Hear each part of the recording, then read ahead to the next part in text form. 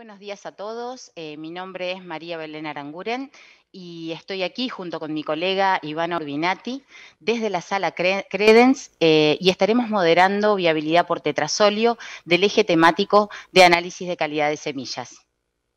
Gracias, María Belén. Es un placer para mí estar acá en este primer Congreso Argentino de Semillas y presentando una agenda tan variada. Vayamos entonces directo a nuestra agenda. Como se observa en la placa, que ustedes pueden ver, vamos a tener 3 disertaciones y 3 exposiciones orales. Sí. Tengan en cuenta que todos los resúmenes van a ser compartidos en la página del Congreso, ¿sí? Y todas las preguntas que puedan surgir durante las exposiciones orales, las disertaciones, pueden ser enviadas mediante el chat. Serán respondidas durante el panel de preguntas. De no alcanzar el tiempo, quédense tranquilos que van a recibir, van a tener una respuesta posterior por los autores. Bien, entonces, sin más preámbulos, vamos a comenzar con nuestra primera disertante de la mañana, que es la ingeniera agrónoma Rosalba Peman, quien compartirá con nosotros su experiencia en el uso de la técnica de tetrasolio para la toma de decisiones comerciales en especies subtropicales. Los dejamos con ella. Bueno, buenos días a todos. Muchas gracias por la invitación a participar de este primer Congreso Argentino de Semillas. El tema de esta disertación es el uso del tetrasolium como una herramienta para tomar decisiones en las semillas forrajeras subtropicales. Si bien el tetrasolium es una técnica que está ampliamente difundida en otras especies, también se puede utilizar con algunas consideraciones en el tema de las semillas forrajeras subtropicales. Por lo cual, quería comentarles acá cuál es la utilidad que tiene este test y ante qué desafíos nos encontramos en el uso del mismo. Las semillas forrajeras de mayor difusión en la Argentina, las gramíneas subtropicales, son estas que están aquí. La más difundida, si hablamos en cuanto a la cantidad de kilos comercializados, es el Panicum maximum, actualmente Megathyrsus maximus, que representa aproximadamente el 40% de los kilos comercializados en Argentina. También Chloris gallana, Grama rhodes, Cenchrus ciliaris, que es el buffelgrass, Panicum coloratum, Laurocloa, anteriormente las braquiarias, Digitaria, Setaria y Dicantium. Una característica de estas semillas forrajeras subtropicales es su fisiología en lo que respecta a la dormición que presentan. La mayoría de estas especies tienen dormición y esa dormición es causada por diferentes factores. Algunas de estas especies tienen una dormición que está vinculada al balance hormonal en las semillas entre promotores e inhibidores. Como es sabido, el ácido abscísico es el principal causante de la inhibición de la germinación y es un compuesto que está presente en la mayoría de todas las semillas durante la formación de las mismas. Y así vemos que el ácido abscísico alcanza un nivel alto durante la maduración de las semillas y luego va declinando en la última etapa. La función de ese ácido abscísico está relacionado con la inducción a la formación de las proteínas LEA, que son las proteínas que hacen que la semilla sea tolerante a la desecación. Pero ¿qué pasa? En las semillas que tienen dormición, este nivel de ácido abscísico se mantiene durante la última etapa e incluso se mantiene con posterioridad durante el almacenamiento de las semillas. Otra función que tiene el ácido abscísico, obviamente, es evitar la germinación de las semillas en la planta. Pero en estas semillas subtropicales es frecuente encontrar niveles de ácido abscísico alto durante el almacenamiento de las semillas. Pero no solo se trata de ese balance hormonal entre promotores e inhibidores que determina si la semilla va a germinar o va a estar en estado de latencia, sino que hay otros factores que causan dormición en estas especies, como es el pericarpio duro o el pericarpio impermeable al agua, o incluso una combinación entre los dos factores que estábamos mencionando, factores hormonales y factores físicos.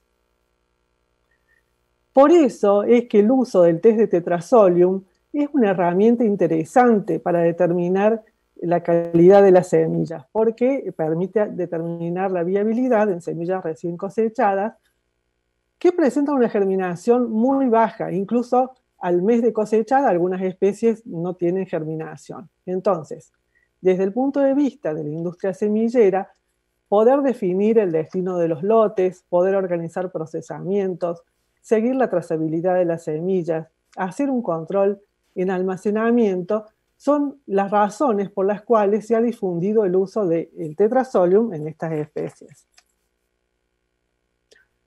Así es también como el INASE fijó, mediante la resolución 350, los estándares de calidad para la mayoría de estas especies, fijando el porcentaje de semilla pura y fijando el valor del poder germinativo. A su vez, como dato adicional, y que no reemplaza el uso de los valores anteriores, está la viabilidad por Tetrasolium, que es un dato muy interesante para poder estimar la calidad de las semillas cuando existe dormición. Ahora, otra razón por la cual el uso del Tetrasolium es una herramienta útil en estas especies es por el tiempo que requiere el análisis de poder germinativo. En algunas especies como Gaton Panic, Panicum coloratum y Cenchrus ciliaris se requieren 28 días para determinar el poder germinativo, y en otras especies como Setaria y Dicantium 21 días, los cuales son tiempos prolongados para poder realizar el análisis. Ahora bien, algo que quería hacer hincapié es tener en cuenta el concepto de semilla pura. Por supuesto que estas determinaciones de viabilidad por Tetrasolium deben hacerse sobre lo que se considera semilla pura para cada especie. En el caso de Megathyrsus, es decir, en Gaton Panic, en Coloratum, en Cenchrus, en Chloris y Digitaria, se considera semilla pura la unidad de dispersión, contenga o no el cariopse, por lo cual es muy importante expresar los resultados en base a este concepto. En cambio, en otras especies como Setaria, Brachiaria y Dicantium, es necesario chequear la presencia de cariopse. Y si hablamos de dormición, hay diferencias entre las distintas especies. Por ejemplo, Chloris gallana es una de las especies en que el Tetrasolium no es una técnica prácticamente utilizada y se recurre directamente al poder germinativo porque tiene una dormición baja, salvo algunos cultivares tetraploides, como puede ser Épica, Intapemán o Callide, que tiene una dormición de 2 a 3 meses luego de la cosecha. Bueno, esta es una foto de la semilla del cariopse hacia la izquierda y del fruto hacia la derecha en Chloris gallana. Fíjense ustedes, ¿cuál es la característica de estas especies, de Gramma rhodes y de la mayoría? Su bajo tamaño y su bajo peso, lo cual es una de las dificultades que se encuentra al momento de hacer las determinaciones. En el caso del Gaton Panic, en este caso sí, la dormición es muy acentuada y las semillas recién cosechadas prácticamente no tienen germinación. El porcentaje de semillas dormidas es variable según los lotes y se ve afectado por condiciones ambientales. O sea, las semillas recién cosechadas pueden tener altísima dormición durante los primeros 4, 5, 6 meses o una dormición intermedia en función de las condiciones que hayan ocurrido durante la etapa de cosecha y secado. Luego la germinación va en aumento y digamos que sigue ese proceso de ruptura hasta el año o hasta los 18 meses, a partir del cual la germinación y la viabilidad comienzan a caer, influenciado por las condiciones de almacenamiento, sobre todo, como todas las semillas, humedad y temperatura. Es una de las especies donde más se utiliza la técnica del Tetrasolium y realmente brinda una información muy valiosa. Acá vemos unas fotos de los cariopses de Gaton Panic, hacia la izquierda el cariopse completo y hacia la derecha fotos del test de Tetrasolium con semillas viables y no viables. Acá les muestro unos datos de datos promedios tomados durante 2 años en diferentes lotes de Gatton Panic que ingresan en estado natural y donde se mide la viabilidad. La forma correcta de expresar los resultados, como estábamos diciendo, es expresarlos de esta manera: la viabilidad sobre el total de las semillas, teniendo en cuenta el concepto de semilla pura. Los mismos lotes que muestran, si se expresa sobre viabilidad sobre semilla llena, la viabilidad es del 66%, pero si se lo expresa sobre semilla pura, la viabilidad es del 30%. Entonces la forma correcta de expresarlos es esta. Este gráfico muestra la relación existente entre la viabilidad de las semillas y el poder germinativo. Hacia la izquierda, el gráfico de la izquierda, ensayos de poder germinativo se hicieron utilizando agua, y en este caso, el gráfico de la derecha, los ensayos de poder germinativo se hicieron utilizando nitrato de potasio. Tomemos, por ejemplo, en el eje de las X tenemos la viabilidad sobre el total, como debe medirse. Por ejemplo, para una viabilidad del 30%, esos lotes mostraban poder germinativos variables entre el 2 hasta el 25%. O sea, y estos análisis se realizaron con semillas que ya tenían 6 meses de cosechadas, entre julio y diciembre de cada año, durante 3 campañas. Por consiguiente, ¿qué podemos observar? Que los valores de poder germinativos para una misma viabilidad pueden ser diferentes dependiendo del grado de dormición que tengan las semillas.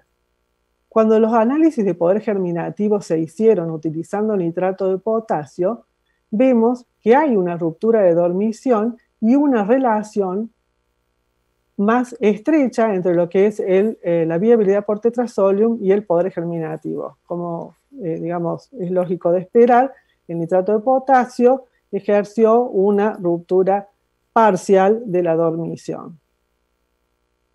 En Brasil, por ejemplo, la técnica del tetrazolium es muy utilizada y hay numerosos trabajos, sobre todo hechos en braquiarias y en panicum, referidos al uso del tetrazolium. Incluso es un parámetro que se usa para la comercialización de las semillas. Hay trabajos como este que muestran que la concentración de tetrazolium entre 0,1, 0,2 y 1% no tuvo diferencias significativas en los resultados obtenidos.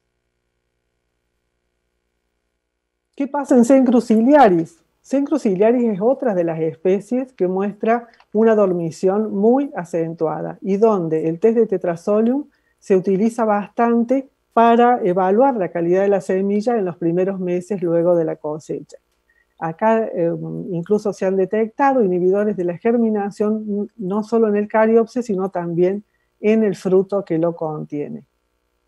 Este es el fruto de Cenchrus ciliaris conteniendo cariopsis y el test de tetrazolium sobre ese cariopsis mostrando semillas viables y no viables. Recuerden que en este caso también se considera semilla pura al fascículo que contenga o no cariopsis. Y acá también datos promedios de 2 años de lotes ingresados en estado natural, donde se les realizó la viabilidad por tetrazolium, y la viabilidad mostró un promedio del 60% sobre semilla pura. Esta es la evaluación hecha únicamente sobre las semillas llenas.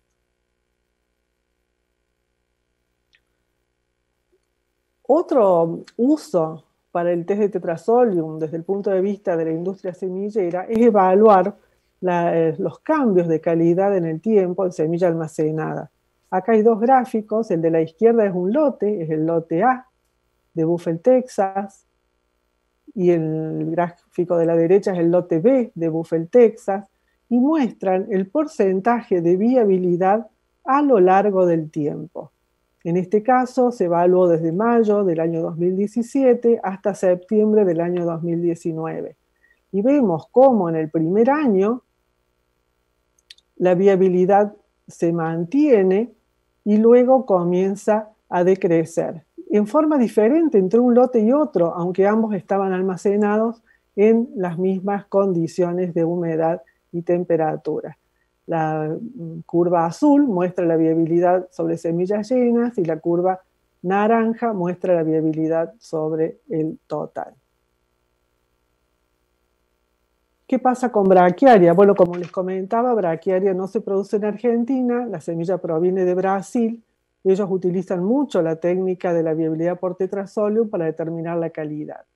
Y aquí la dormición, dependiendo de la especie, incluso dependiendo del cultivar de Eurocloa que se trate, es diferente. Tienen una dormición endógena en semillas recién cosechadas y también una dormición impuesta por la cobertura, que ha hecho que muchos de los ensayos realizados requieran el uso de ácido sulfúrico para ruptura de dormición o escarificación. Por consiguiente, en esta especie también el tetrazolium es muy utilizado. Entonces, ¿qué nos encontramos con el uso del test de tetrazolium? Que hay variabilidad de resultados entre los laboratorios e incluso entre análisis de un mismo laboratorio. ¿Por qué? Porque se trata de semillas heterogéneas, semillas que tienen diferente peso específico en la misma muestra, porque algunas están llenas y otras están vanas, que dado el tamaño de la semilla se requiere experiencia en la realización de los ensayos. Entonces, esas son las dificultades que se presentan y que es necesario tratar de minimizar. Una forma de minimizar los errores es el muestreo. Por tratarse de semillas que son brososas, muchas de ellas tienen pelos, aristas, es muy importante muestrear de acuerdo a lo que establecen las normas ISTA para el tamaño del lote, y en estos casos es fundamental poder abrir bolsas y poder tomar las muestras a diferentes alturas para sacar realmente una muestra fiel que permita obtener un resultado válido, respetando el tamaño de las muestras, submuestras en función al tamaño del lote. Para que tengan una referencia, 1000 semillas naturales de Gatton Panic pesan 0,4 gramos. Es decir, que el número de semillas que va a ser puesta en análisis es muy bajo respecto a la totalidad del número de semillas presentes en el lote. Fíjense ustedes, estos son 9 muestras tomadas de un mismo lote donde se determinó la viabilidad total en las barras naranja o la viabilidad sobre semillas llenas en las barras azules y las diferencias que se obtuvieron de resultados con las distintas muestras. Como conclusiones, ¿qué podemos decir? Que el test de tetrazolium es una herramienta útil para determinar la calidad de las semillas forrajeras subtropicales y que se está utilizando en muchas de las especies que se comercializan actualmente. Que es importante expresar los resultados de viabilidad según el concepto de semilla pura de ISTA para cada especie. Y que el muestreo es un punto clave a tener en cuenta para poder disminuir la variabilidad en los resultados. Esto debido al bajo peso y al bajo tamaño de las semillas. Y como último punto, que se requiere experiencia en la determinación.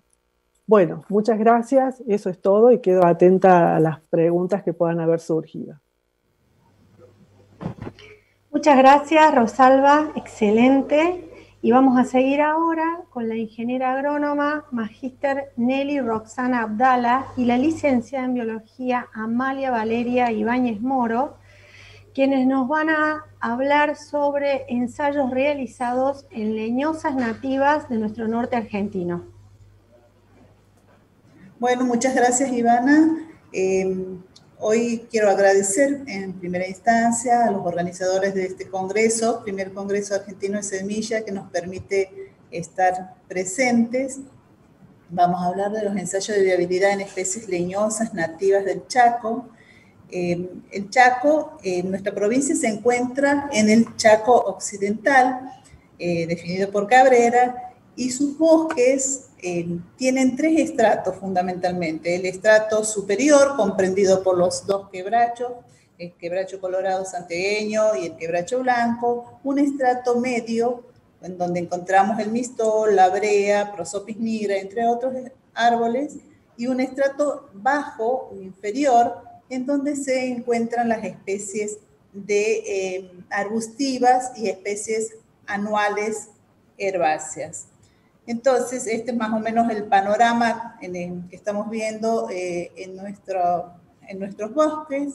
Este es un bosque un poco más degradado, y nuestro ensayo ha sido llevado a cabo en la provincia de Santiago del Estero, más precisamente en el departamento Capital, cercano a nuestros lugares de trabajo, en donde está el INTA, que tiene 8.000 hectáreas. Todo esto que vemos oscuro en el gráfico son bosques en distintos estados de conservación. Hay estados que tienen una clausura de más de 40 años, y mientras tanto hay otros que tienen un uso, un aprovechamiento, ya sea con ganado o aprovechamiento de leña y madera. Entonces, nuestro trabajo se ha desarrollado, nuestra colecta, en ese lugar. ¿Cuál fue el objetivo? El objetivo ha sido evaluar la viabilidad por tetrasóleo de estas especies leñosas nativas del Chaco Occidental. ¿Y qué nos ha llevado qué nos ha motivado a realizar este trabajo? Ha sido el estudio de los bancos de semilla del suelo. Entonces, como una primera instancia, la viabilidad por tetrasóleo es un método que nos permitía detectar rápidamente si las semillas estaban viables o no. Y en una etapa un poco más cercana en el tiempo, esta viabilidad nos permite trabajar en lotes de semillas que vamos a guardar en nuestro banco de germoplasma, entonces como una prueba rápida para detectar cuál es el estado de las semillas. Entonces, las especies arbóreas, como les decía recién, con las que hemos trabajado son las dos del estrato superior, que es quebracho blanco y quebracho colorado santiagueño, dos del estrato medio, Prosopis nigra, Sarcophagus mistol, y también especies arbustivas como Atamisquea marginata, Senegalia gingies y Vachelliadon. ¿Por qué estudiamos el estrato arbustivo? Es una pregunta que ustedes se pueden realizar, un estrato que muchos consideran que es inadecuado o extraño al menos que se estudie. Bueno, el estrato arbustivo, según trabajos de Jiménez y Hernández, representa más del 50% de la vegetación de nuestra provincia. Ayuda a mantener la integridad física de los suelos, ya que evitan la erosión, y con el mantillo que generan, ayudan a mantener la humedad.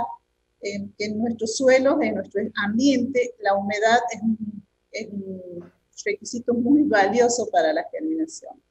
Tienen estrategias adaptativas, lo cual les permite una alta capacidad de colonizar zonas degradadas, zonas que han sido desmontadas y que se han sido abandonadas, y también por esta característica adaptativa, inician procesos de regeneración de los bosques.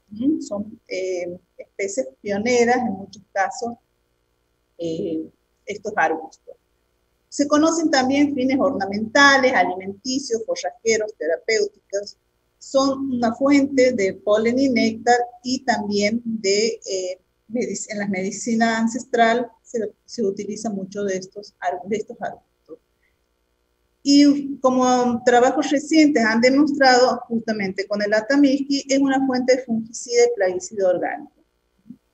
Bueno, ¿qué es lo que, aquí están las especies en estudio, el hábito, si son árboles, si son arbustos, el tipo de fruto, en el caso de Echinopsis lorenzi es una sámara muy de consistencia leñosa. También tenemos cápsulas, drupas, legumbres, porque tenemos de estas tres son especies fabáceas. ¿Cuál es la temporada de maduración? Importante de determinar. La unidad de dispersión, y la dispersión en la naturaleza, si es anemócora, son las dos especies dominantes del estrato superior, tienen este tipo de distribución. Endosópora, autópora o endosópora, Vachellia aroma y Artemisquea marginata. Una vez que hemos determinado las características seminales específicas, esto que nos ha permitido llevar a las semillas a una etapa de preacondicionamiento para la tinción. Hay que tener en cuenta entonces, si viene de un fruto cuya estructura es leñosa, hay que liberar, como en Sarcofagus mixtor o como en Spinozyllorensis, liberar las semillas de tal manera que se pueda teñir. Entonces, sobre esta base se ha determinado el preacondicionamiento de cada una de las especies. Lo hemos llevado a una etapa de tinción, una posterior etapa de evaluación y una etapa de resultados que vamos a hablar en un ratito. Como les venía diciendo, la primera especie con la que hemos trabajado ha sido Artemisquea marginata, que tiene una colecta que es realizada a mano o sacudiendo suavemente las llamas en los meses de diciembre y marzo. Entre diciembre y marzo se realiza la colecta. El tipo de fruto que posee esta especie es una baya con de 1 a 5 semillas. Estas semillas están cubiertas por un arilo rojo, entonces el momento oportuno de cosecha es cuando se rasga el pericarpio del fruto y deja ver una coloración rojiza del arilo que recubre la semilla. Entonces, conociendo todo esto, hemos procedido al procesamiento de los frutos para obtener las semillas de ellos. Entonces, si podemos observar en esta figura de la izquierda, tenemos un corte longitudinal en donde se aprecia una de las semillas. Vemos que tiene un pericarpio con muchos pelos o tricomas, y luego encontramos la semilla. Aquí lo vemos con un poco más de detalle, en un corte longitudinal.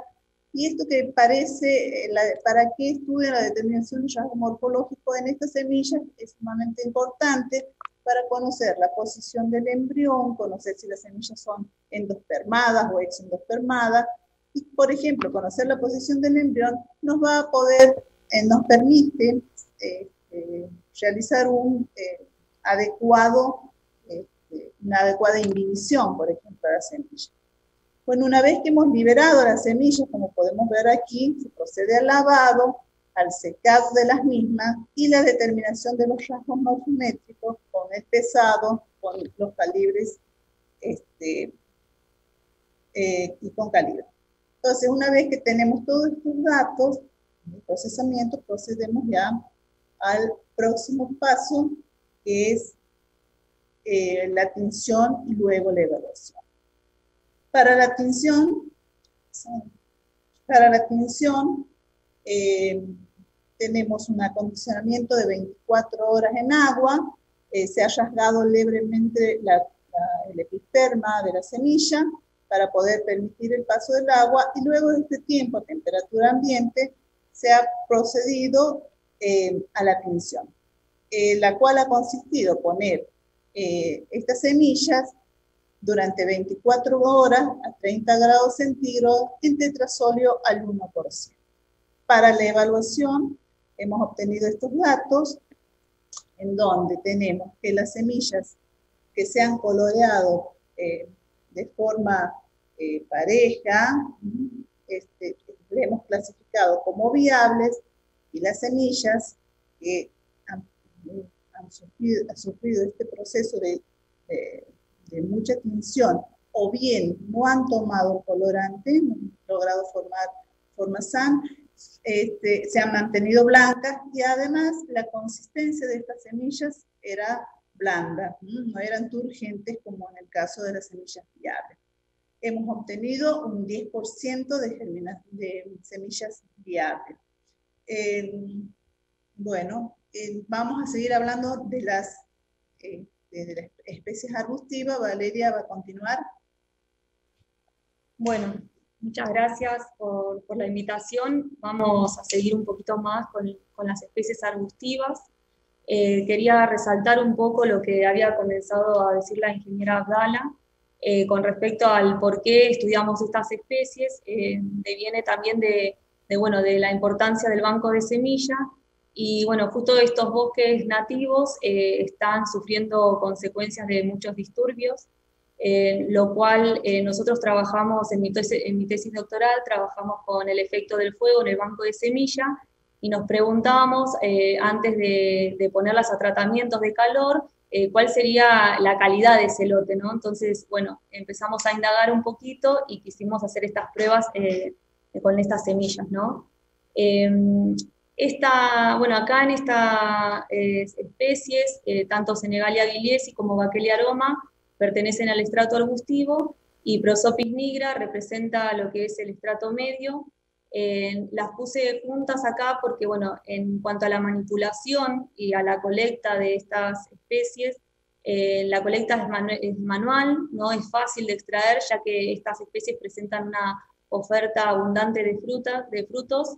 Los frutos se presentan en legumbres, tanto dehiscentes como en Senegalia guiliesi, y indehiscente en Vachellia aroma y Prosopis nigra.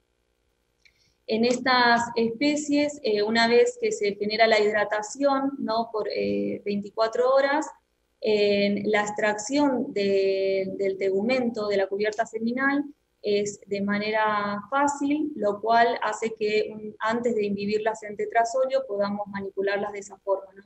Podamos extraer la cubierta seminal luego de la hidratación, y una vez superado ese paso, pasarlas a la imbibición por tetrasolio durante 24 horas a 30 grados centígrados.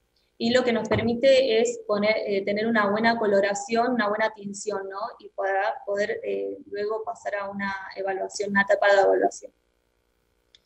Bueno, ahí se puede observar bien la tinción del embrión, que luego pasaré a explicar.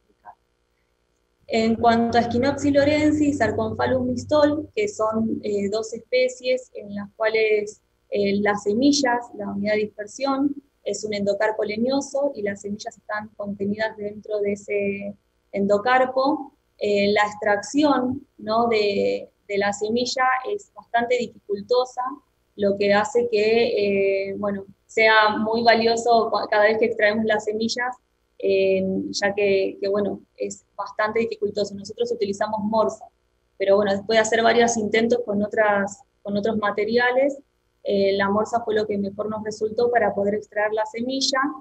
Y en este caso, en la etapa de preacondicionamiento, en la hidratación, una vez que termina esa instancia, las semillas hidratadas pasan directamente a la instancia de tetrasolio, ¿no? En estas semillas no logramos extraer de manera fácil la cubierta seminal. La verdad que perdíamos demasiado material al intentar hacerlo, así que en varias pruebas lo que hicimos fue extraer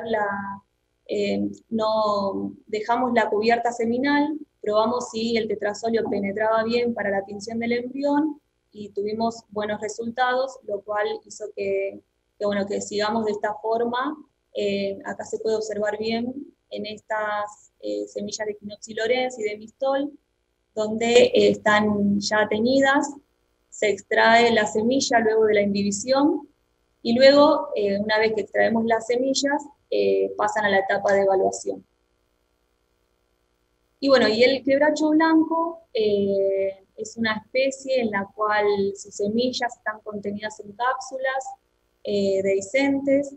Nosotros lo que hacemos es colectarlas a través de tijeras de altura, los frutos cerrados. Y una vez, cuando llegamos al laboratorio, lo que hacemos los disponemos en la mesada hasta su apertura.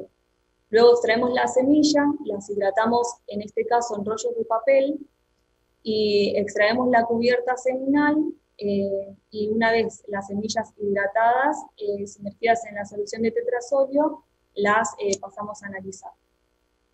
En cuanto a la evaluación, nosotros nos basamos fundamentalmente en cuanto a Cravioto et al. 2008, donde ellos a la vista superficial de la semilla del embrión delimitan áreas en las cuales pueden decirse cuáles son las áreas críticas y las áreas en las cuales el deterioro puede llegar a no ser tan grave y puede llegar a dar una plántula normal.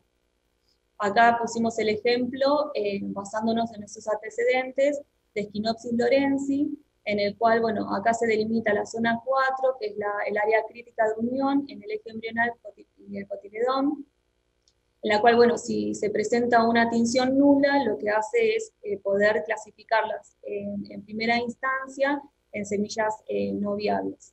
Como nuestra instancia de evaluación se basa en 2 etapas. La primera es como una visión panorámica de lo que vemos en cuanto a poder delimitarlas en semillas viables y no viables, y luego nuestra segunda instancia de evaluación es poder, a través de una hoja de afeitar, cortar longitudinalmente la semilla para poder ver cómo está el interior de la semilla, ¿no? Entonces acá se pueden apreciar bien lo que es la radícula, la plúmula y el cotiledón, y de qué manera, en este caso, Vachellia aroma, está la tinción. Bueno, esto nos permitió a nosotros poder dar un indicio, ¿no? En cuanto a un mapa de tetrasolio. Estos datos fueron publicados recientemente, bueno, están en prensa, en Flora, porque nos permitió, bueno, con los diferentes tratamientos que hicimos, o las diferentes pruebas que hicimos de viabilidad, poder tener un patrón de tetrasolio, ¿no? De mapa de tetrasolio, viendo los diferentes grados de tinción. Entonces, en estas 5 especies nos permitió poder clasificarlas de manera incipiente bueno, en estas clases, ¿no? Clase 1, clase 2, clase 3, 4 y 5, que son las recomendadas por Cravioto, en lo cual del 1 a la 5 va subiendo el nivel de deterioro del embrión, en lo cual desde una semilla viable sin ningún tipo de daño a una clase 5, en lo cual la semilla no está viable. Bueno, y para Aspidosperma quebracho blanco nos basamos en cuanto a la clasificación en los antecedentes de Alzugaray et al. 2006, que ya habían realizado mapas de tetrasolio. Bueno, como dije anteriormente, los resultados están plasmados en un artículo que está en prensa, y nosotros, bueno, estos fueron los resultados para estas especies en cuanto a la población que estudiamos, y nos permite ver, bueno, la variabilidad que hay en cuanto interespecífica, ¿no? Y también nos permite ver una leve dormición en algunas especies que, por ejemplo, en Schinopsis lorenzi no había antecedentes en cuanto a la dormición fisiológica de la semilla. Así que bueno, estos son los resultados. Se puede ver, bueno, quebracho blanco, Schinopsis lorenzi, Bristol, y comparándolos con los porcentajes de germinación, ya sea en un control con un control escarificado. Bueno, como dije anteriormente, bueno, los resultados están plasmados en este artículo y son parte de mi tesis doctoral, lo cual nos permite ver, bueno, saber fundamentalmente la calidad del lote de semilla en el cual nosotros estamos trabajando, para saber si los resultados que estamos obteniendo, exponiéndolos a diferentes temperaturas, ya que trabajamos con ecología de fuego, son producto de ese disturbio, o si bien estamos hablando de semillas que provienen de un lote en el cual la calidad, la viabilidad no es tan elevada. Así que, bueno, muchísimas gracias por la oportunidad de transmitir en todo lo que venimos trabajando. Bueno, muchas gracias, y para el final, Nelly Abdala a contar un poco sobre el laboratorio.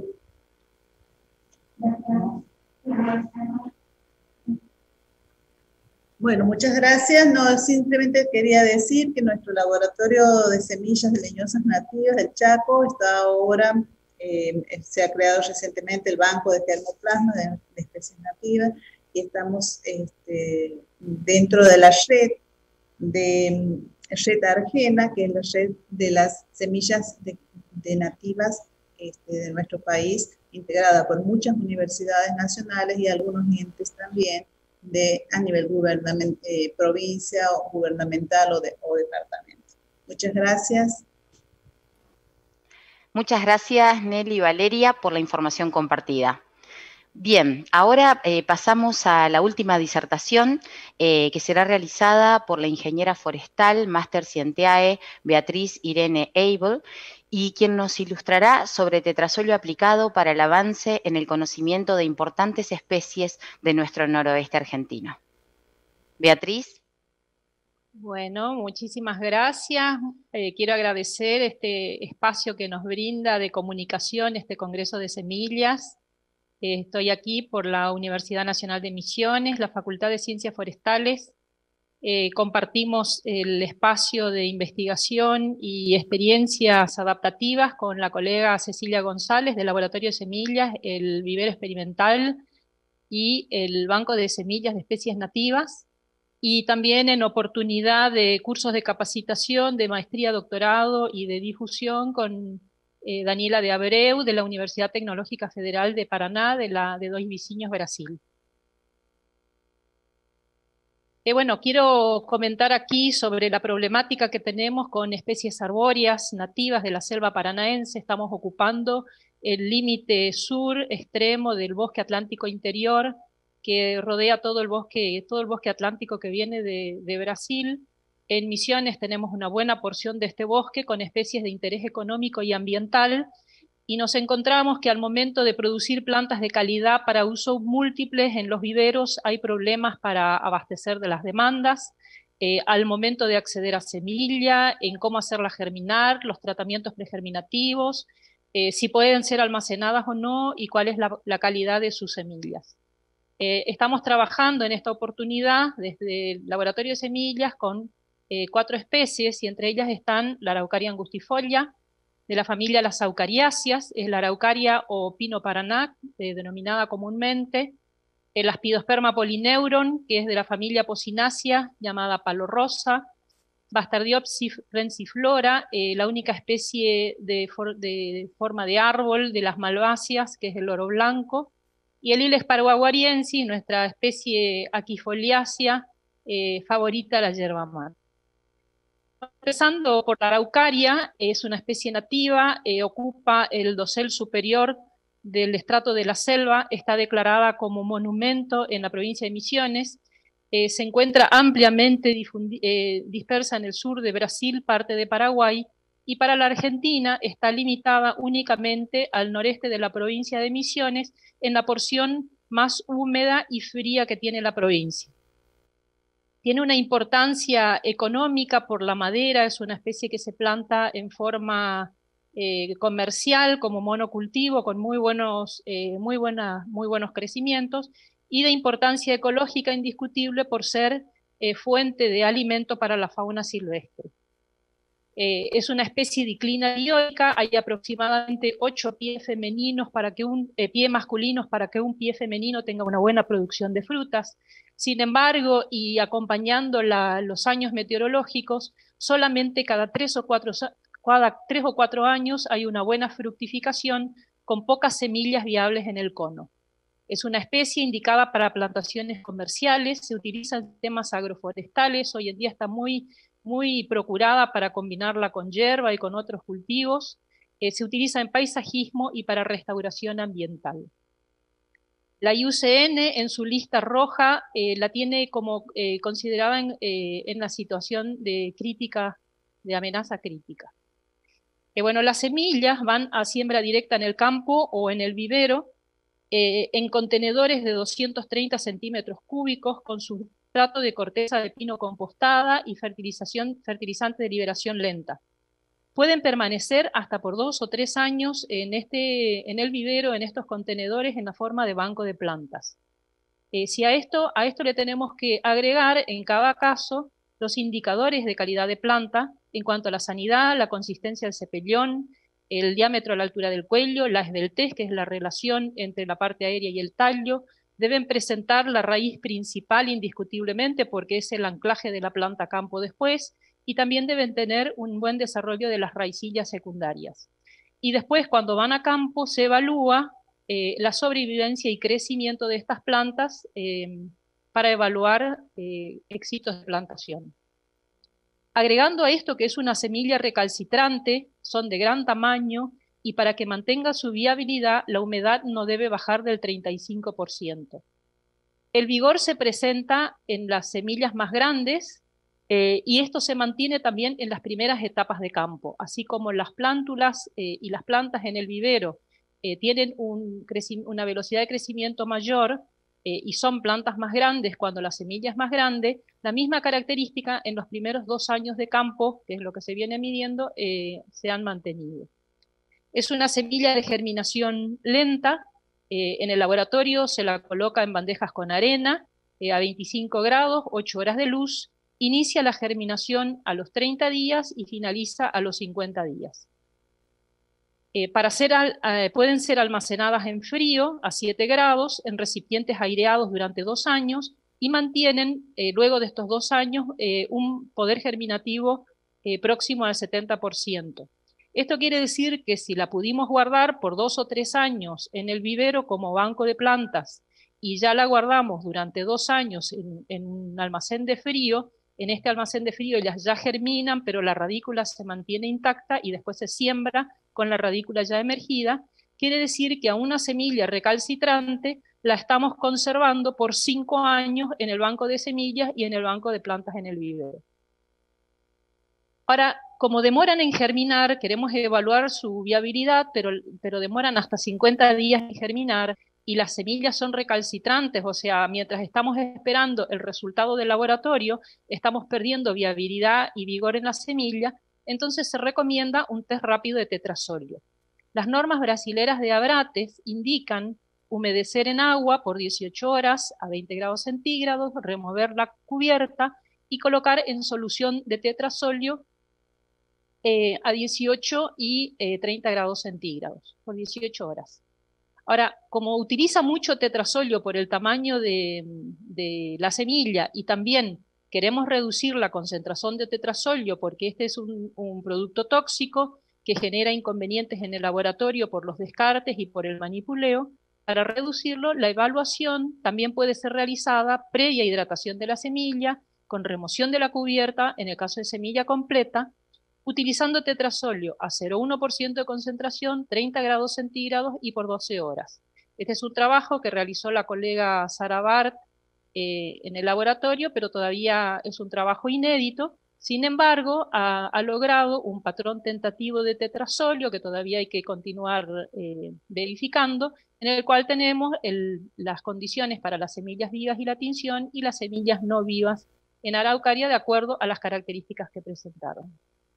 Ahora, como el tamaño de la semilla es muy grande y esto consume, aunque utilicemos únicamente una solución de 0,1% de concentración, nos consume mucha solución, tetrasolio y espacio. Entonces, es posible utilizar solamente los embriones, un trabajo que realizó Daniel Abreu en la Universidad Tecnológica de Paraná, con 0,2% de concentración de tetrasolio, 40 grados centígrados y por 4 horas de tinción, pudo determinar la viabilidad y la no viabilidad de los embriones, y esto se ha correlacionado, como el de semilla entera, con el poder germinativo en arena, dando valores significativos similares en ambos casos. Si vamos a nuestra segunda especie monumento de la selva nativa, tenemos al palo rosa, que también ocupa el dosel superior. Estos árboles, junto con la araucaria y el lapacho, llegan hasta 45 o 50 metros de altura. Son importantes desde el punto de vista ecológico. Se encuentra restringido en Argentina únicamente al norte de la provincia de Misiones, aunque está ampliamente distribuido en Brasil. Solamente cada 3 o 4 años presenta una abundante fructificación. Es muy difícil conseguir semillas de buena calidad de estas especies. Los frutos secos deben ser cosechados en el árbol, o sea que hay que subirse para lograr el material en la copa, y esto debe ser hecho en el momento de que se presenten los frutos maduros y antes de la dispersión. Es una especie indicada para plantaciones en sistemas agroforestales, en paisajismo y restauración ambiental. La lista roja de la IUCN la tiene catalogada como en condición amenazada. Bueno, cuando se cosechan semillas frescas en el momento óptimo de cosecha, cuando presentan el mayor vigor y poder germinativo que coincide con el menor peso seco y con el mayor peso seco y con la menor humedad en planta madre, estas germinan muy fácilmente en arena, presentando poderes germinativos que superan el 80%. Hemos tenido 100% de germinación en semillas cuando se cosechan en la copa. El inicio de la germinación ocurre entre los 10 y 12 días de la siembra, y a los 28 días se cierra el ensayo, con 25 grados de temperatura en la sala de cultivo y 8 horas de luz.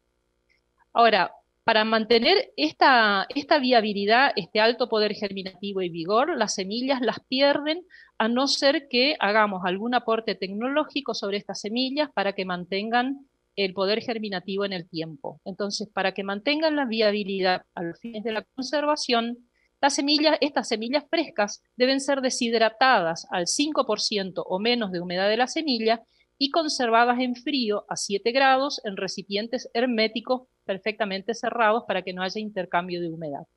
Estos ensayos ya se vienen realizando desde cosechas anteriores y tenemos ya más de 2 años de evaluación de que mantienen la viabilidad con poderes germinativos arriba del 70%. La otra forma de conservarlas es como bancos de plantas, donde las semillas, estas semillas de alto poder germinativo, se siembran directamente en los contenedores. A los 3 meses de la siembra tenemos las germinaciones, todos los contenedores están ocupados, y a los 12 meses las plantas ya están en condiciones de ir a campo. Ahora, si necesitamos conservar semillas que son difíciles de lograr, además de los bancos de semilla con semillas deshidratadas, podemos mantenerlas en contenedores de 230 centímetros cúbicos, que son los indicados, con sustrato corteza de pino, compostada y fertilizante de liberación lenta, a razón de 1,5 kilos por metro cúbico, y a los 36 meses, o sea, 3 años después, nos vamos a encontrar con plantas en las cuales, al determinar los indicadores de calidad, encontramos con la sanidad, con la consistencia del cepellón, con el diámetro a la altura del cuello, con el índice desde el TES, que es la relación raíz-tallo, la presencia de la raíz principal, que sí o sí debe estar, porque estos árboles que son muy grandes necesitan el anclaje en el campo, debe tener abundantes raicillas secundarias, así como también la correlación de estas plantas que están durante 3 años en el tubete y en el vivero, que luego tengan sobrevivencia y crecimiento adecuado en el campo hasta lograr el éxito de la plantación. Ahora hemos visto que semillas viables de alto poder germinativo no germinan ni se tiñan adecuadamente luego de que hayan sido secadas por abajo del 5% y conservadas en el frío. Entonces, previa hidratación de estas semillas entre papeles húmedos por 24 horas, se retiraron las 2 cubiertas seminales. Y luego en solución a 0,5% de concentración en tetrasolio, en estufa a 35 grados por 24 horas, se produce la tinción completa. Y así vemos, haciendo los ensayos, de que, porque con la tinción por tetrasolio nos dimos cuenta de que estas semillas algo estaba pasando porque se mantenían vivas. Sin embargo, las germinaciones sin retirar la cubierta seminal era menor del 50% de poder germinativo, con plántulas de mala calidad, mientras que al retirar la cubierta para el mismo material retirado del almacén, los poderes germinativos mayores de 80% con plántulas de muy buena calidad. Si vamos al loro blanco, un representante arbóreo de la familia de las malváceas, que es una especie nativa de interés económico para la provincia de Misiones, es un árbol de muy buen crecimiento de madera blanca, florece anualmente a finales del invierno, lo cual hace que sus flores sean de gran interés para la producción apícola. Se produce una miel casi unifloral de color blanco cuando florece el loro blanco, que es muy abundante. Los frutos, a los fines de conseguir semillas, se cosechan del árbol cuando están frutos maduros. Es una especie indicada para plantaciones comerciales por su crecimiento, en sistemas agroforestales, porque aporta un gran caudal de materia orgánica que se descompone muy rápidamente y aporta nutrientes al suelo. Es melífera para paisajismo y para restauración ambiental. Las semillas son muy pequeñas, de germinación lenta y despareja, y nunca hemos conseguido más de 40% de poder germinativo en el laboratorio. En arena se inicia a los 5 días la germinación y finaliza a los 130 a 120 días, con 25 grados de temperatura y 8 horas de luz. Y esta germinación espaciada y lenta dificulta la producción de plantas en vivero. En análisis de tetrazolio al final del ensayo de germinación, permitió identificar que las semillas frescas y recomendar tratamientos pregerminativos, o sea, se tiñeron y no habían germinado, pero estaban teñidas con el tetrazolio. Entonces, previa hidratación con las semillas por 24 horas, con corte a la cubierta seminal y tinción con tetrazolio a 0,5% de concentración a 35 grados por 24 horas, hemos visto que todas las semillas vivas estaban teñidas. Entonces, esta tinción permitió determinar que semillas vivas no germinan debido a que presentan en el vivero o en el laboratorio una impermeabilidad de la cubierta, lo cual exige determinar un tratamiento pregerminativo. Hablando de la yerba mate, bueno, esta es nuestra favorita, es una especie arbórea nativa, ocupa el dosel intermedio, es una especie de sombra, es de alto interés económico por la plantación que se hace con estos árboles que se manejan en la forma de un arbusto, y actualmente están siendo usados en sistemas agroforestales donde se ve que al acompañarlas por árboles mejora incluso la producción de la soja. Los frutos se cosechan maduros, pero tienen una diferencia, o sea, hay que ir seleccionando los frutos maduros al momento de buscar semillas para la germinación, y cuando se hace la cosecha de las semillas, estas se realizan en los árboles que poseen muchas hojas y pocos frutos. Bueno, estas son semillas pequeñas de cubierta dura y de germinación lenta y baja debido a la impermeabilidad del tegumento y al embrión inmaduro. En arena, en el laboratorio, con temperaturas alternas de 20-30 grados, 8 horas de luz, inicia la germinación entre los 60 y 90 días y finaliza a los 365 días. Y se presentan poderes germinativos de 54 hasta 80% de germinación. Esta lentitud y la baja germinación que presentan estas semillas trae inconvenientes en el momento de producción de plantas en el vivero, o sea que hay que sembrar primero en camas de siembra y luego hacer el repique. Las normas ISTA solamente indican tetrazolio para Ilex especie en general, previa hidratación, corte lateral, 1% de concentración de tetrazolio durante 18 horas. Y vimos que para nuestro material local no todas las semillas vivas se tiñen. Y a los fines de disminuir la concentración de tetrazolio también, se buscó también que todas las semillas se pinten, previa hidratación y corte, con 0,1% de concentración, con 35 y con 45 grados por 42 horas, todas las semillas vivas fueron teñidas. Ese es un trabajo de la colega Mariela Ortega. Las diferencias que se dan entre poder germinativo, que logró este trabajo el 54%, y el 100%, todas las semillas se tiñen con el tetrazolio, se debe al tiempo que requieren los embriones para desarrollarse antes de germinar. Entonces, cuando se hace la siembra, hay un alto porcentaje de semillas de frutos maduros que se encuentran con el embrión inmaduro, que se fueron encontrando. Entonces, durante los 365 días que dura el ensayo, algunas logran germinar en diferentes tiempos porque maduran el embrión y otras van muriendo en este tiempo.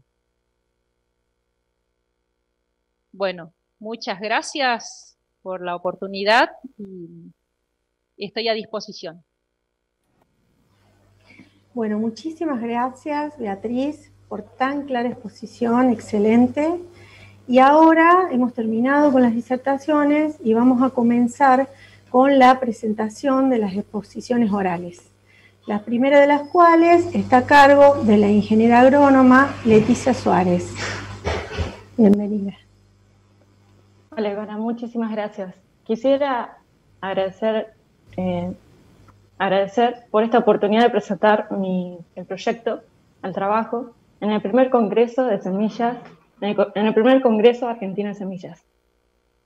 Bueno, el trabajo titulado como Evaluación de la radícula en semillas de Lotus medicado de Trifolium al realizar por tetrazolio. El mismo fue llevado a cabo también junto con Augusto Martinelli y el ingeniero agrónomo Omar Basigalupi.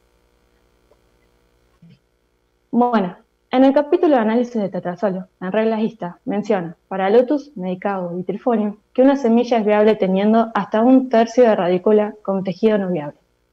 Por tratarse de una definición poco exacta, pues no hay indicio de dónde termina la radícula y dónde comienza el hipocótilo, es difícil identificar el tercio de la radícula como menciona la regla ISTA. Por otro lado, AOSA menciona para los mismos géneros botánicos que las semillas viables solo pueden tener el extremo de la radícula sin definir la extensión del mismo. Bueno, el objetivo de este trabajo fue comparar los criterios establecidos por las reglas ISTA y el de la regla OSA, que afirma que esa extensión debe ser mínima para que la semilla sea viable. También proporcionar evidencias para realizar de manera más exacta la evaluación de semillas en la prueba de viabilidad por tetrazol. Bueno, materiales y métodos. Se realizaron cortes de 1/3, 1/4 y mínimo del eje radícula hipocotilo para simular el tejido no viable. Luego, para comprobar si estas semillas podrían desarrollarse dando una plántula con raíz primaria normal, se llevaron a cabo análisis de poder germinativo. Se utilizaron 3 especies forrajeras: Lotus corniculatus, Medicado sativa y Trifolium pratense. Para cada una de estas especies se utilizaron 2 factores de tratamiento, 4 lotes diferentes entre ellos y 4 tratamientos de corte. Acá lo que podemos visualizar son cada uno de los tratamientos de corte. Tenemos un testigo que no sufrió ningún corte, el corte 1/3 del eje radícula hipocotilo, el corte 1/4 del eje radícula hipocotilo y el corte mínimo en el eje radícula hipocotilo, que es un corte mínimo extremo menor a 1 milímetro. Bueno, en las pruebas se utilizaron 4 repeticiones de 100 semillas tomadas al azar de la fracción de semilla pura. Se trabajó con una lupa, una pinza y una hoja de afeitar. Para comprobar si estas semillas daban plántulas con raíz primaria normal, se hicieron con ellas análisis de poder germinativo, según reglas ISTA vigentes. Los resultados fueron analizados mediante pruebas no paramétricas de Kruskal-Wallis. Además, para observar diferencias entre tratamientos, se utilizó la prueba de comparaciones de pares de medias de rangos conjugados. Las variables en estudio fueron porcentaje de plántulas con raíz primaria normal y porcentaje de plántulas anormales. Bueno, los resultados que obtuvimos. Mediante esta tabla, lo que se quiere ilustrar son los resultados obtenidos tanto en la prueba no paramétrica de Kruskal-Wallis y la prueba de comparaciones de pares entre las medias de los rangos según Conover. Es así que, al evaluar la variable porcentaje de plántulas con raíz primaria normal, para cada una de las especies, la prueba de Kruskal-Wallis nos demostró que existe una diferencia significativa entre los tratamientos de corte, ya que el nivel de significancia fue menor a 0,05. Junto con la prueba de Conover, nos pudo separar los tratamientos de corte en 2 grandes grupos.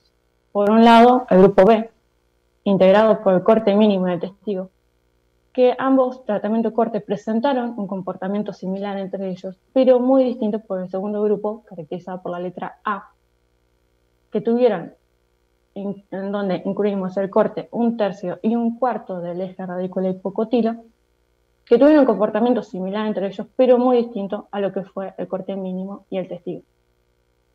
Cuando evaluamos las demás especies, tanto Medicado sativa como Trifolium pratense, los resultados fueron similares, iguales.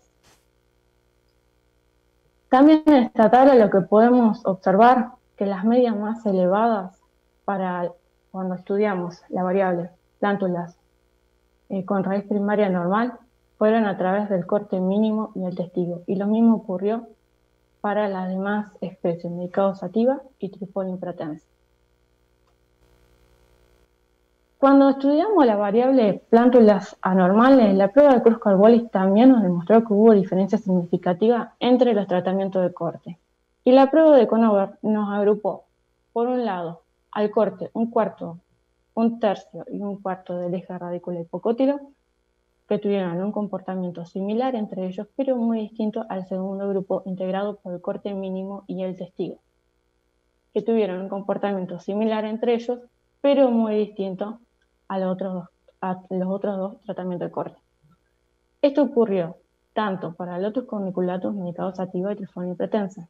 Y también, si observamos los valores de las medias, los valores más altos los obtuvimos a través de los cortes 1/3 y 1/4 del eje radícula hipocotilo. Acá, a modo ilustrativo, mediante la siguiente imagen podemos visualizar los resultados finales del análisis del poder germinativo, en donde tenemos al testigo, donde se observan plántulas con una raíz primaria normal, y si observamos el corte mínimo, también podemos observar plántulas con una raíz primaria normal.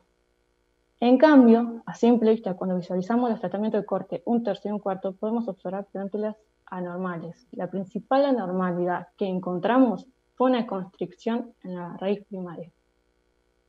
Esta constricción fue muy característica del corte 1/3 y 1/4 del eje radícula hipocótilo, en donde el desarrollo de la raíz de la radícula a partir de la constricción es menor en comparación a la parte superior. Pero bueno, quería destacar que esta constricción principalmente se encontró en estos dos tratamientos de corte, tanto 1/3 y 1/4 del eje radícula hipocótilo. Conclusiones. A partir de los resultados obtenidos en Lotus corniculatus, medicados sativa y Trifolium pratense, se concluye que los efectos equivalentes a 1/3 de la radícula hipocótilo sobreestiman el daño permitido por la regla ista. Faltando 1/3 y 1/4 del extremo del eje radícula hipocótilo, se pierde la capacidad para formar plántulas con raíz primaria normal. Un daño mínimo en el eje radícula hipocótilo no inhibe el desarrollo de plántulas normales. Es decir, una semilla sería viable teniendo solo el extremo del eje radícula hipocótilo con tejido no viable sin teñir, como lo indica AOSA. Es imposible reconocer el tercio de radícula en semillas de las especies evaluadas. Las reglas ISTA deben establecer cuánto daño del eje radícula hipocótilo se acepta para que una semilla sea evaluada como viable.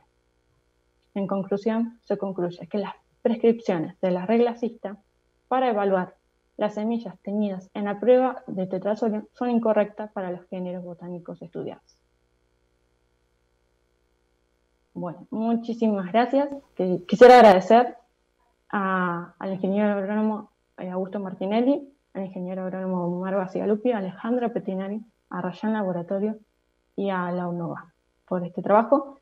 Y bueno, quedo a disposición por cualquier pregunta. Muchas gracias, Leticia. La verdad que las conclusiones de tu trabajo son muy interesantes. Bueno, pasamos a nuestra segunda expositora ahora, que es la ingeniera en producción agropecuaria, Milagros Tomasi. Bueno, gracias Belén y gracias al Comité Científico por darme la oportunidad de presentar este trabajo que realizamos con 4 laboratorios de ALAR.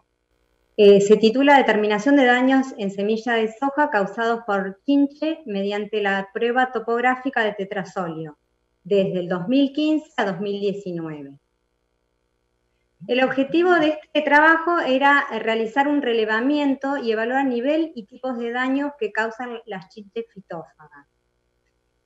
Para ello, buscamos información de 4 laboratorios de la red distribuidos en la zona pampeana, representando a 4 provincias: Buenos Aires, Santa Fe, Córdoba, Entre Ríos, y se realizó un relevamiento de la calidad de semilla considerando diversos índices de calidad fisiológica: poder germinativo curado.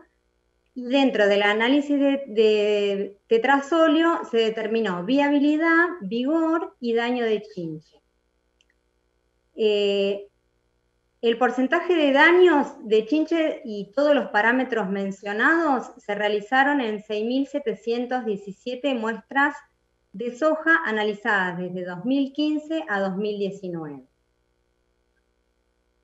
Acá vemos en el Excel los 4 laboratorios: LAI de Rosario, Laboragro de Gualeguay, LEA de Colón y Urmapampa de Córdoba, donde podemos ver en la columna de PG curado con fungicida, realizados bajo metodología ISTA y viabilidad, vigor y total de chinche mediante la técnica de tetrasolio. Dentro de la técnica de tetrasolio podemos ver categorías de daño total, no viable por chinche, viables por defectos severos y la sumatoria. ¿Por qué decidimos desglosar el daño de chinche? En tetrasolio tenemos 5 categorías. Las 4 primeras indican viabilidad y la quinta es no viable. Si nosotros sumamos las primeras categorías, que son semillas sin daños, defectos leves, defectos moderados, eso indicaría el vigor de la semilla. Y la cuarta categoría indicaría, sumada a las anteriores, la viabilidad. Nos interesa mucho esta cuarta categoría, que es la de viable de efecto severo, porque sería el límite crítico donde ya pasaría a no viable. En este promedio de los 4 laboratorios podemos ver que tenemos un promedio de las 5 campañas y los 4 laboratorios de 6,625%. Si nosotros sumamos los daños de promedio, de no viable y viable de efecto severo, nos da 3,85. Esto indicaría que un 58% del daño total de chinche se debe a no viable y viable con defecto severo.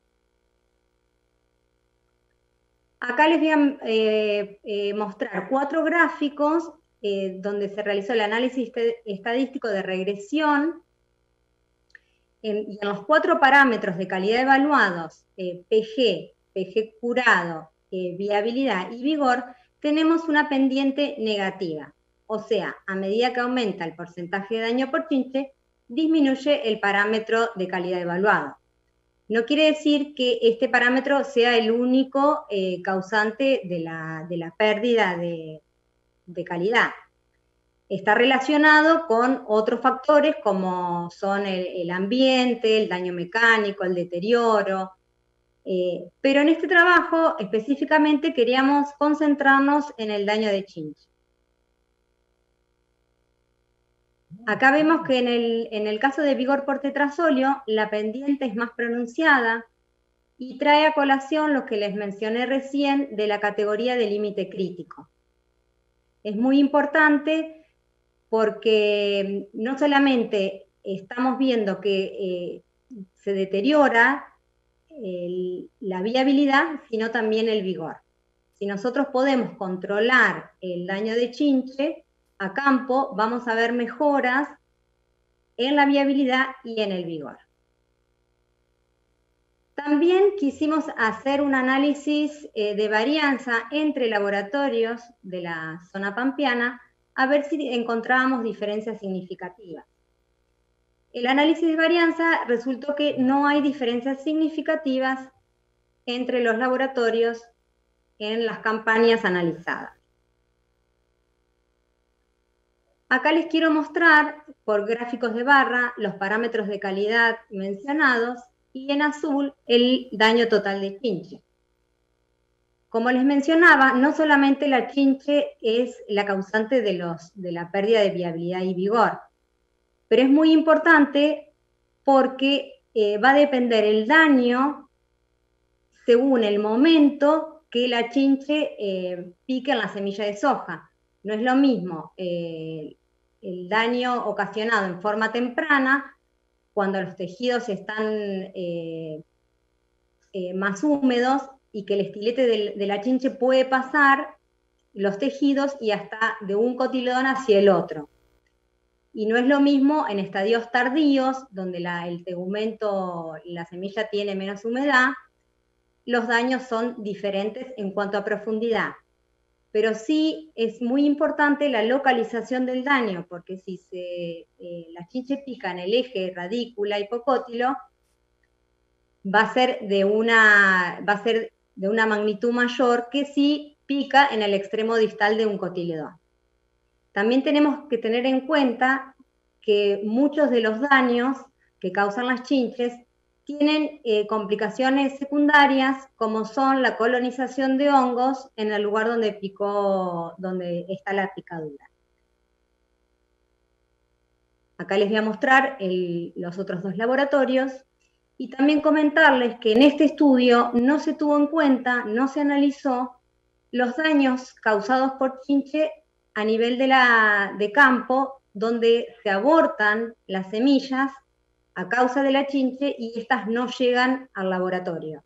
O sea, no se está evaluando las pérdidas ocasionadas a campo por la chinche.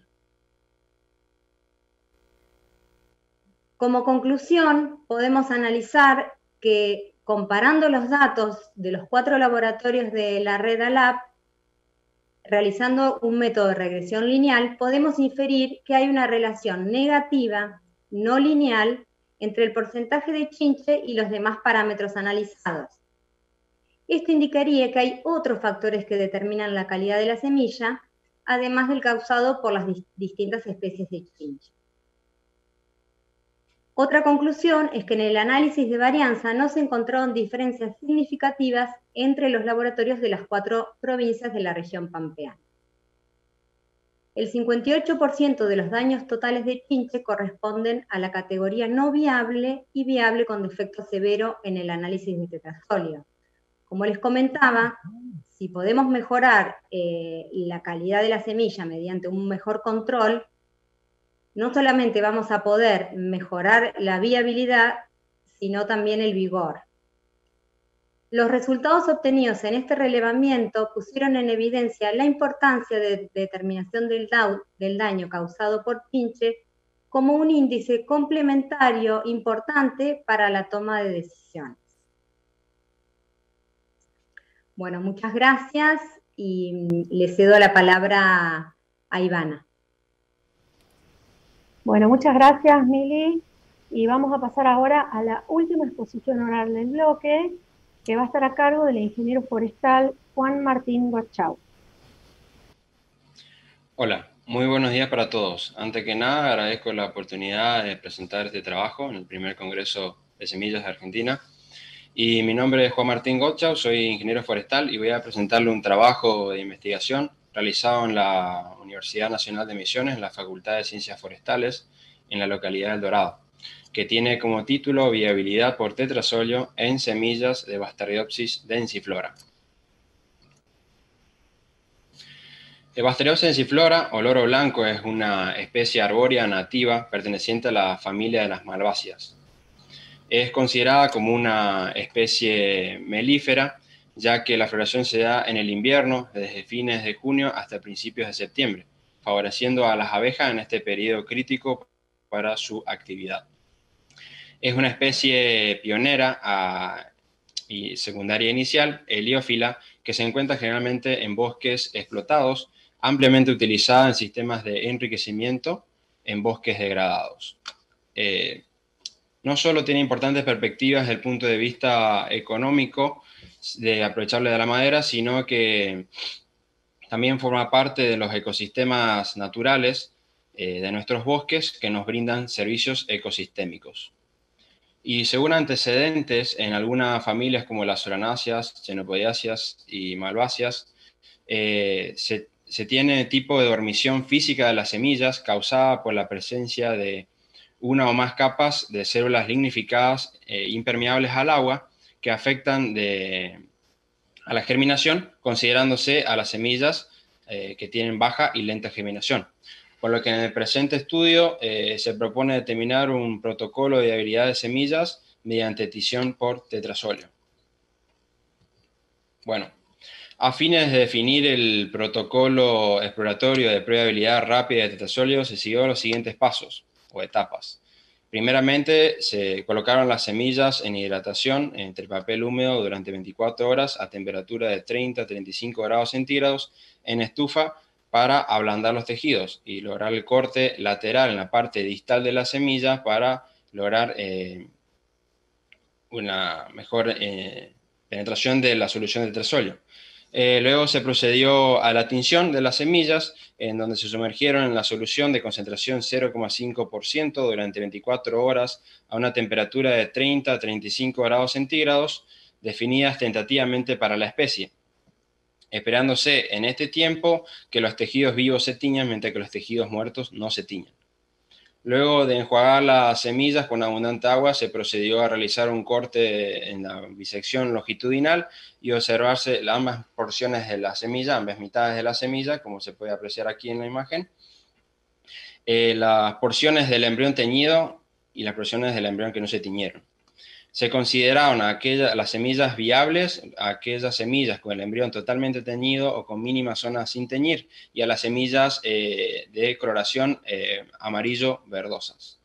Y a las semillas no viables, a las semillas de coloración marrón de consistencia gelatinosa.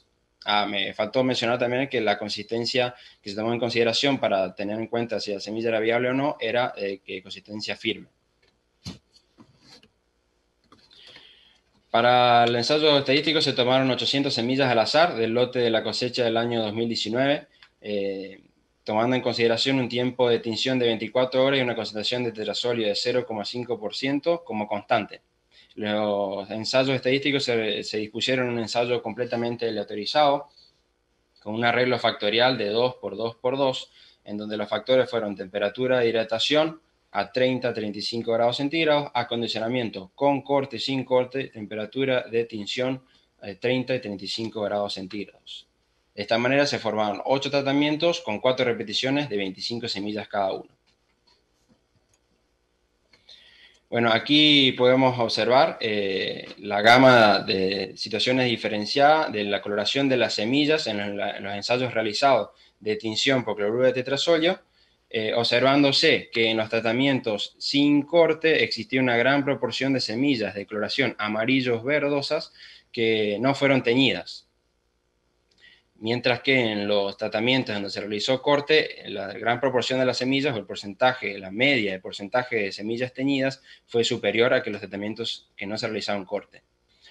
También en el mismo ensayo se pudo observar que existió diferencia significativa entre los tratamientos con corte para la temperatura de hidratación a 35 grados centígrados, teniendo un mayor número de porcentaje promedio de semillas teñidas de coloración rosado fuerte, lo cual es propicio para el ensayo. Acaba de destacar también que aquí abajo tenemos el acondicionamiento con corte, aquí tenemos la temperatura de hidratación y abajo, por último, tenemos la temperatura de tinción. Bueno, aquí podemos observar, como habíamos mencionado anteriormente, se realizaron los ensayos estadísticos correspondientes y se observó que para los tratamientos con corte, con acondicionamiento con corte, se tuvo mayor porcentaje de semillas teñidas. Y para los tratamientos con corte, se tuvieron para la temperatura de hidratación de 35 grados centígrados un mayor porcentaje de semillas teñidas de rosado fuerte.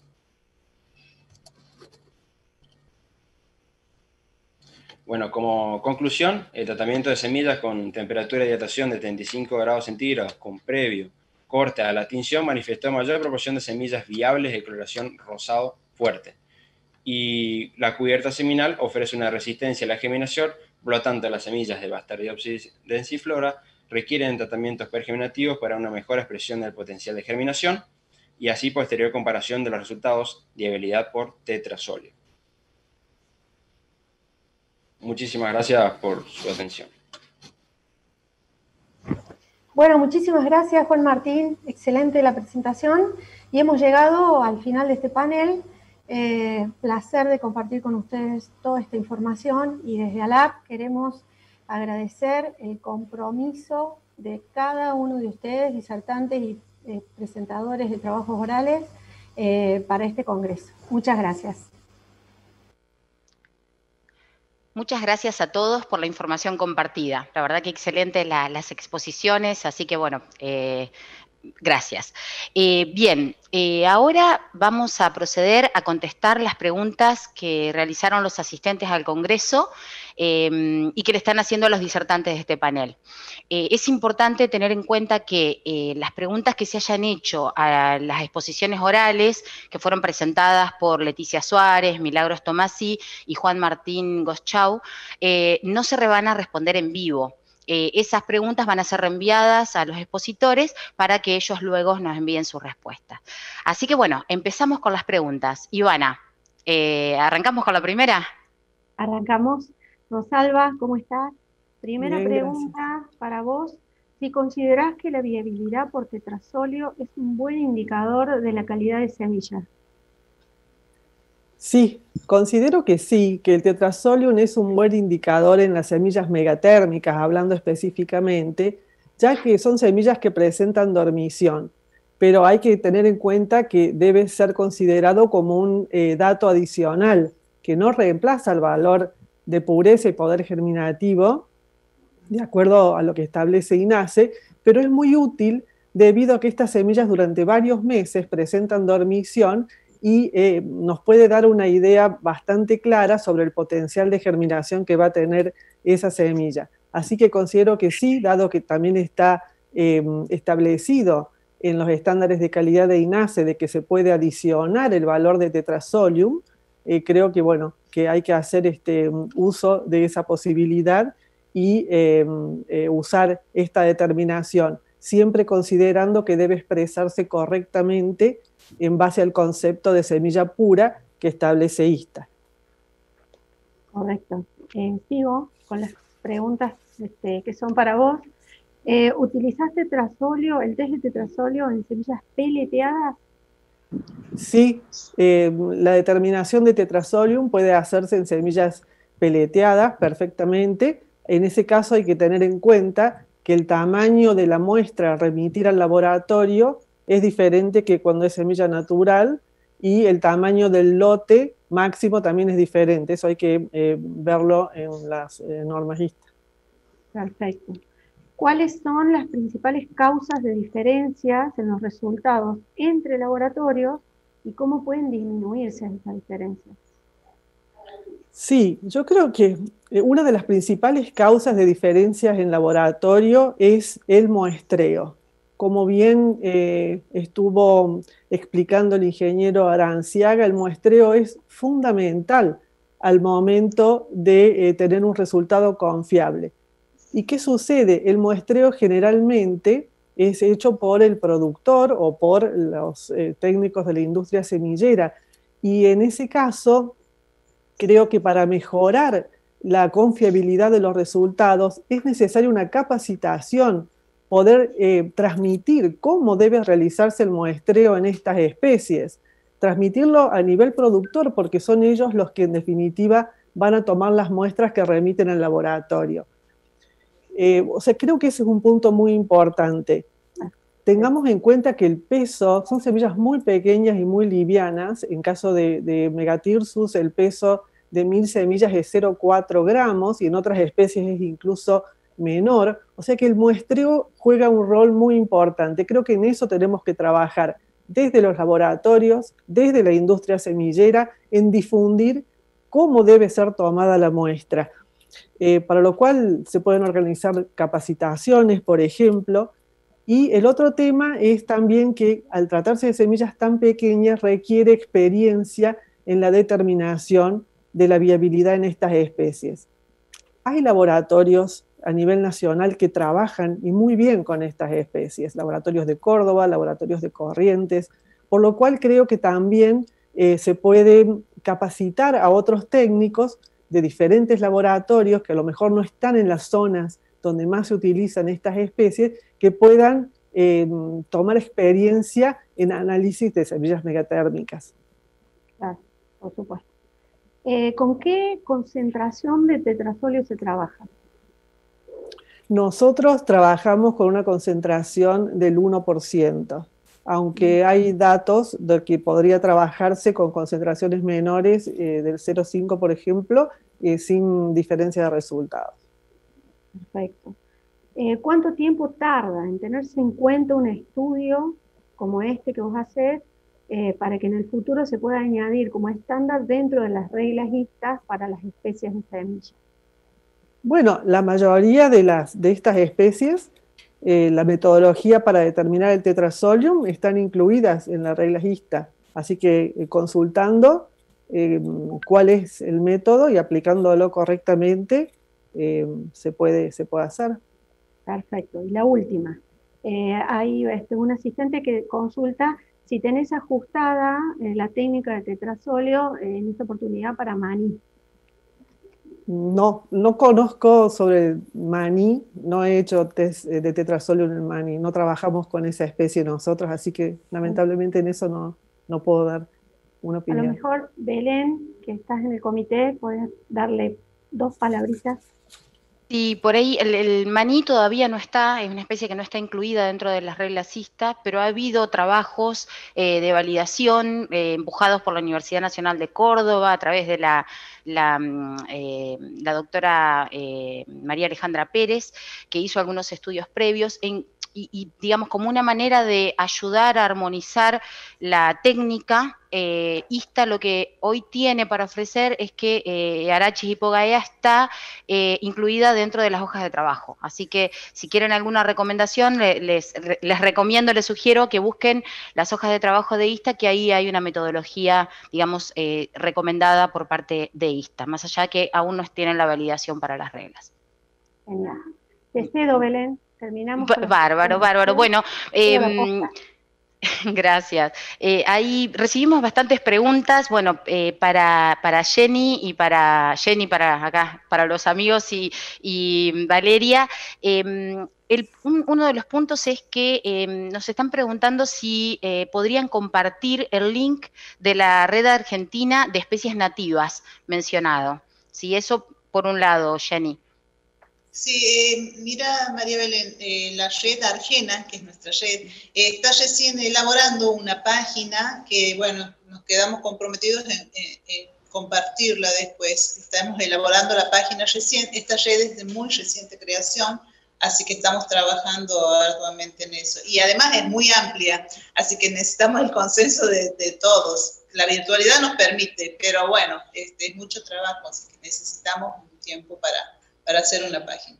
Bien, en buena hora, ¿no? En buena hora de poder hacer conocer y traer, digamos, a la luz a todas nuestras especies nativas que, como ustedes mencionaron, hay un montón de las que conocemos, hay que ver cuántas más hay que investigar, y además con un montón de propiedades o potencial explotación como un recurso importante para los hombres, ¿no? Para la humanidad, si se quiere. Así que buenísimo. Hay otra pregunta que no sé quién de las dos la quisiera contestar, que esta la hace Miriam Macías, y ella pregunta si consideran los resultados de tinción de áreas de la semilla para categorizar semillas de alto y bajo vigor, y también verdormancia, ¿sí? Bueno, muchas gracias. Sí, en realidad todos los trabajos que estamos realizando son incipientes, como habíamos mencionado, pero sí, hasta el momento estamos considerando que las tinciones a través de tetrasóleo en semillas de leñosas sí son buenas predictoras en cuanto al área de tinción para un buen vigor o buena germinación.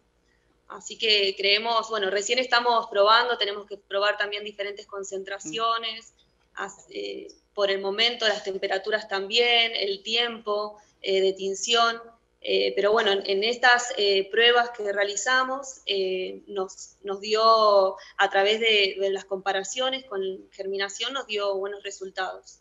Sí es importante. Bárbaro, no sé bárbaro. Si... Sí, contesta la pregunta. Bien, y hay un par más de preguntas respecto, por ejemplo, pregunta Viviana, respecto a la calidad promedio de semillas nativas, ¿permiten un reclutamiento exitoso en el campo? Bueno, lo primero que tenemos que considerar es que son especies que no están domesticadas, entonces hay una alta variabilidad entre especies, dentro de la misma especie. Cuando cosechamos muchas veces los distintos lotes, es muy variable lo que obtenemos, ¿no? O sea que partimos de ahí para hablar de calidad. Y bueno, teniendo en cuenta esto, una calidad promedio, como preguntan ahí, podemos decir que el reclutamiento es bajo. Y bueno, estudiando los bancos de semillas, por ejemplo, habíamos obtenido que en los bancos de semillas la riqueza es mucho menor de lo que hay en la verificación establecida, ¿no? Y, o sea, disminuye la riqueza en cuanto al reclutamiento y también disminuye el número de semillas. y a veces uno ve muchísimas semillas en el suelo, pero aún así la germinación tiene que superar el paso de la germinación, y superado esto, el establecimiento de las plántulas, que bueno, por la cuestión de humedad, y ahora que estamos con la niña y estas condiciones de sequía, es bastante relativo. Entonces, de manera general podemos decir que es bajo el reclutamiento en estas especies. Muchas veces por las condiciones externas, ¿no? Y hay que considerar, por supuesto, cada una de las especies, porque, por ejemplo, quebracho colorado, uno puede ver muchísimos frutos en el suelo y son especies partenocárpicas. O sea, es todo un aprendizaje lo que hay que tener cuando uno estudia ecología de semillas y las ve en el campo, y bueno, ver el reclutamiento es una etapa establecida ya. Bien, y siguiendo con el tema de ecología y todo esto del impacto del ambiente, ¿no? La siguiente pregunta que nos hicieron fue respecto a justamente este escenario que hoy tenemos de cambio climático, si ustedes consideran que la calidad de leñosas nativas resultará afectada. Bueno, los estudios recientes demuestran que sí, son afectadas de manera positiva y de manera negativa en la mayoría de los casos, ¿no? Pero hay una afectación por el cambio climático. No nos olvidemos que son especies perennes, las leñosas, entonces lo que ocurre en un año repercute en la producción de semillas del año siguiente muchas veces, ataques de plagas que sean, por ejemplo, el tema de la langosta, que se ha disparado por las cuestiones estas del cambio climático y de las modificaciones antrópicas también. Y, por ejemplo, Baskin, que es una de mis autores preferidas, comenta que la ecología de semillas es algo que tenemos que empezar a verlo así de manera global, y habla sobre el cambio climático en un congreso de semillas que se había realizado en Brasil en 2016, y que uno de los autores hace una simulación y dice que hay veces que es positivo el tema del cambio climático porque aumenta la temperatura, pero muchas veces y algunas semillas son, como sabemos, termófilas, pero muchas veces este cambio climático trae también una disminución en la germinación como una consecuencia directa del aumento de la temperatura e indirecta por el tema del estrés hídrico que sufren después las plantas. Así que bueno, el cambio climático podemos decir que sí influye en el tema de la calidad de las semillas. Bueno, muchas gracias, Jenny. No sé, Ivana, si tenemos preguntas para Beatriz, que vi que había un par en el chat. Hola Beatriz, ¿cómo estás? Hola, buen día. Tengo 3 preguntitas para hacerte. ¿En qué situaciones es importante contar con técnicas rápidas de viabilidad por tetrazolio en especies arbóreas? Bueno, también como decía Jenny, siempre vamos primero hacia la germinación en arena y las germinaciones estándar como nos indican las normas, pero hay veces en que estas germinaciones son muy lentas, o a veces no ocurren, o a veces presentan dormición, entonces no sabemos si están vivas o viables o no viables, y ahí es cuando el tetrazolio pasa a ser una herramienta útil para definir. Es el caso que les comentaba de la yerba, por ejemplo, la yerba que necesita 360 o 400 días en el vivero para germinar, y muchas veces el productor o el viverista guarda estas semillas para el año que viene, porque tampoco es fácil conseguir semilla de buena calidad, y no sabe si al año siguiente están vivas o no, entonces no puede esperar 300 días a ver si germina o no germina, entonces se recurre a protocolos de viabilidad por tetrazolio para tener en 30 días un resultado. También esto es difícil porque también en el caso de la yerba es un embrión inmaduro, o sea que ahí tenemos que acompañar, bueno, tetrazolio nos dice que está viable, la pongo a germinar y no germina, entonces tenemos que acompañar con ensayos de almacenamiento y de estratificación para homogeneizar esa viabilidad, ir acompañando, viendo la viabilidad y la germinación en simultáneo para encontrar justamente cuál es el mejor tratamiento para lograr homogeneidad y velocidad de germinación en la siembra en el vivero. También es una herramienta útil para verificar qué germinación tenemos para los materiales guardados en almacenes, y también para bancos de germoplasma. Con pequeñas muestras podemos ir viendo si las mantenemos vivas o no. Claro, perfecto. En las semillas de palo rosa conservadas por debajo del 5% de humedad, ¿no las sacaron de la dormancia? No, en realidad lo que adquirió con la deshidratación y al sacarlas del almacén, lo que adquirió fue una dormición impuesta por la cubierta. Entonces, nosotros cuando tenemos semillas frescas, las sembramos directamente así como las cosechamos, es solo separar semilla y fruto, y se siembra y germina al 100%, y vimos que después del almacén pensamos que estaban muertas, y lo que ocurrió es que tenía una dormición impuesta por la cubierta que en condiciones normales no tiene. Y ahí el tetrazoyo nos permitió identificar de que la semilla sí estaba viva, algo está pasando. Entonces, con solo ponerlas en hidratación 24 horas, retirar la cubierta seminal, que sería el tratamiento que tendría que hacer el viverista si quiere tener semillas que las saca del almacén y quiere hacerlas germinar 2 o 3 años o más después. Lo importante es que estamos viendo de que efectivamente semillas que no se pueden almacenar con el secado y el ultra secado, y con ponerlas en recipientes herméticos y frío, tenemos previsiones desde semillas del 2009 que continúan vivas. O sea que estas son técnicas para bancos de germoplasma de mantener semillas muy difíciles de conseguir, difícil de lograr porque hay que subirse a la copa del árbol, y las podemos mantener vivas por un buen tiempo en el banco de germoplasma. Correcto. Y la última pregunta, ¿a qué se debe la diferencia entre la viabilidad por tetrazoio y poder germinativo en semillas de yerba mate, y cómo se podría superar esta diferencia? Bueno, es lo que trataba de resumir, ¿no? De que la semilla, ya vimos que la mejor germinación se da cuando se cosecha los frutos maduros en planta. Para esos frutos maduros en planta no significa un embrión en condiciones de germinar.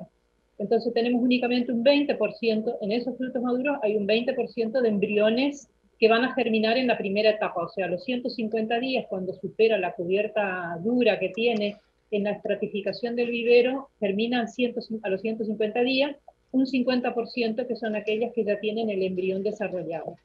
Y el resto irá germinando hasta los 300, 400 días a medida que va desarrollando ese embrión. Para eso tenemos que ver qué tratamiento pregerminativo le tenemos que hacer, que puede ser un almacén en frío, en seco, en húmedo. Estamos viendo eso en el laboratorio con diferentes materiales para ver cómo homogeneizamos de que todos los embriones estén maduros en el momento de ponerlas a germinar en el vivero o en el laboratorio. Entonces eso se está ajustando y es una problemática de toda la zona yerbatera. Somos muchos los que estamos trabajando en esta línea, así que hay que encontrar el secreto para que ese embrión inmaduro madure y que después solamente tengamos que superar la cubierta seminal para que germine. Perfecto. Bueno, gracias. Gracias a ustedes.